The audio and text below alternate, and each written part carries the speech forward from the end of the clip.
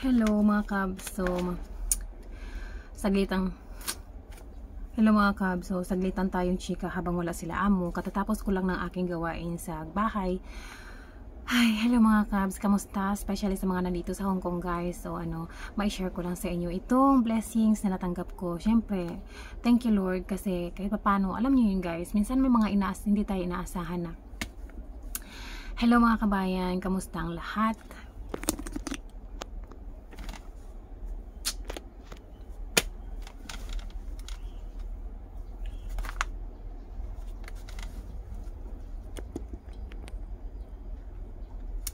Hello mga kabs, may chika ko lang sa inyo saglit ngayon habang ako'y naghihintay. Hello mga kabs.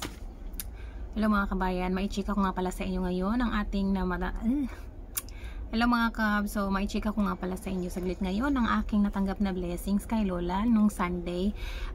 Sunday.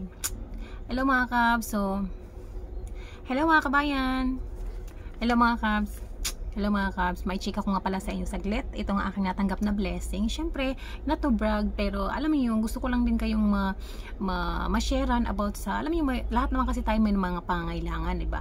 Like ako, nung nakaraang araw, so talagang problemado ako guys na kung saan ako hahanap nung pang project ng anak ko. Unang pasukan pa lang may mga project na agad sila. So by the way, may anak akong 3, kaya medyo kailangan ko talagang dumiskarte sa buhay guys. And ito nga, nung nakaraang araw, sabi ng anak ko may project daw sila sa math and science. Tapos syempre sabi ko wala akong extra dito dahil alam ko kakasahod ko lang, pero may mga priorities ako.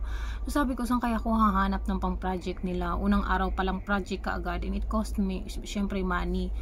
Sabi ko hala ka, saan ako hahanap ng pwede kong maibigay sa ngayon dahil wala, naka-budget na kasi yung pera ko guys dito sa allowance ko. Then iniisip ko pwede naman na ipadala yung allowance ko dahil kaya ko naman magtiis dito kahit na hindi na muna ako lalabas at dito na lang ako sa kwarto ko kung talagang kailangan.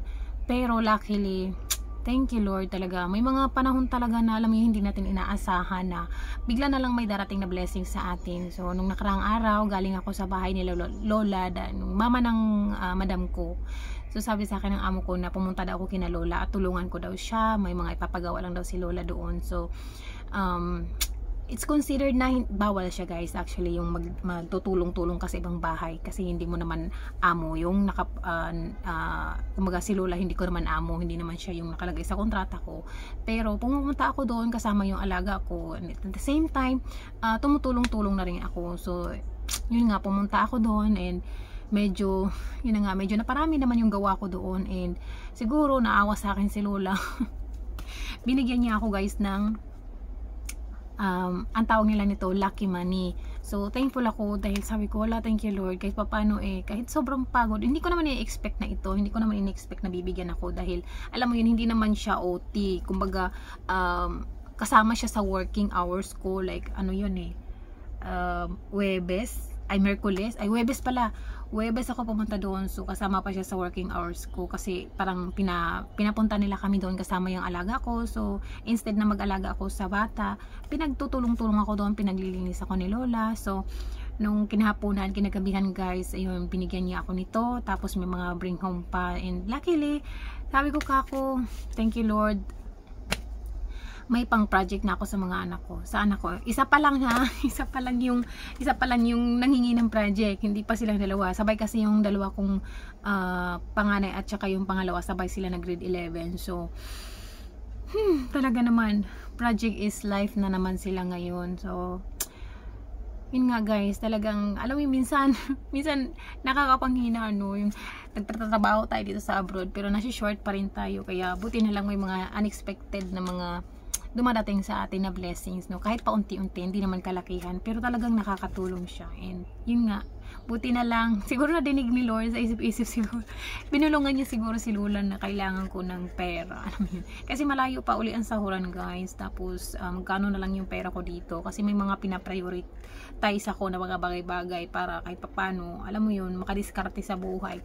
Dahil mahirap talaga pagka yung sahod lang natin ang inaasahan. So yun lang, na-share ko lang sa inyo ng very very light bago ako mag-start ulit dahil may bisita kami mamaya. So yun lang guys, pray lang tayo kay Lord talaga na may mga paraan pa rin talaga na alam mo yung mga unexpected things na sabi nga nila God moves in mysterious ways. Silang bigla-biglang may mga dumadating sa atin na hindi natin ini-expect na makakatulong sa mga problema natin. Yun.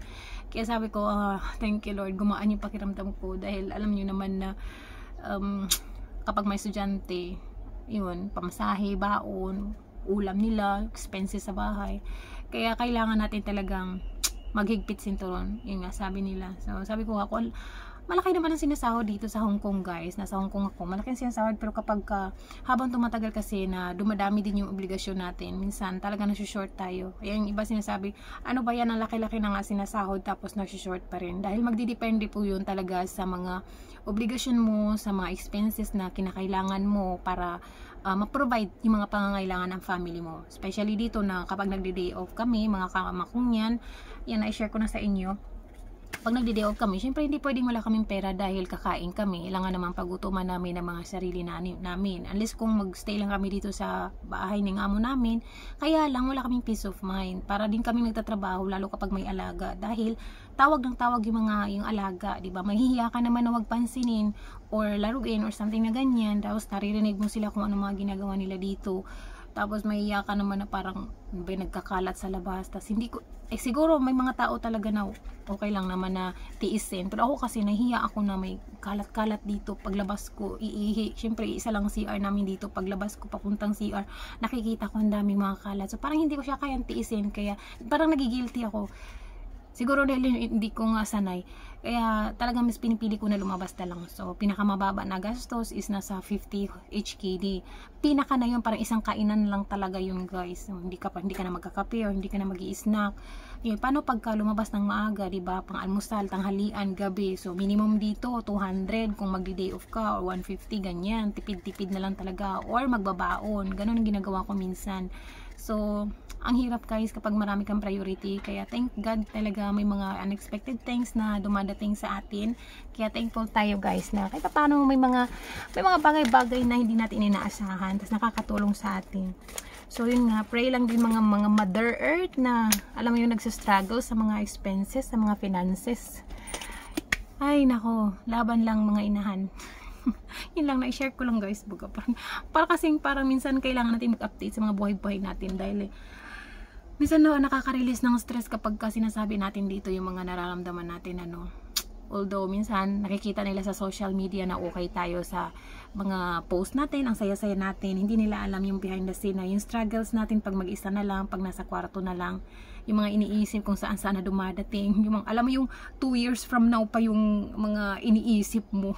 Hindi maiwasan talaga, grabe. So, yun lang mga mi. Thank you so much for watching this video. Para hindi na mumaba. Ayan, nag-update lang ako sa aking YouTube channel, guys. Yan. So, mamaya may mga gagawin na naman ang kungyan nyo. Kaya busy na naman ang lola. So, that's all for today's video. Thank you so much, guys, for watching. Wala lang update lang ito mga te. Para hindi naman matulog ang channel natin. So, by the way, sa mga hindi pa nakapag-subscribe sa akin, don't forget to like, share, and subscribe. Kahit wala namang kwenta ng video ko, parang bahala na kayo dyan.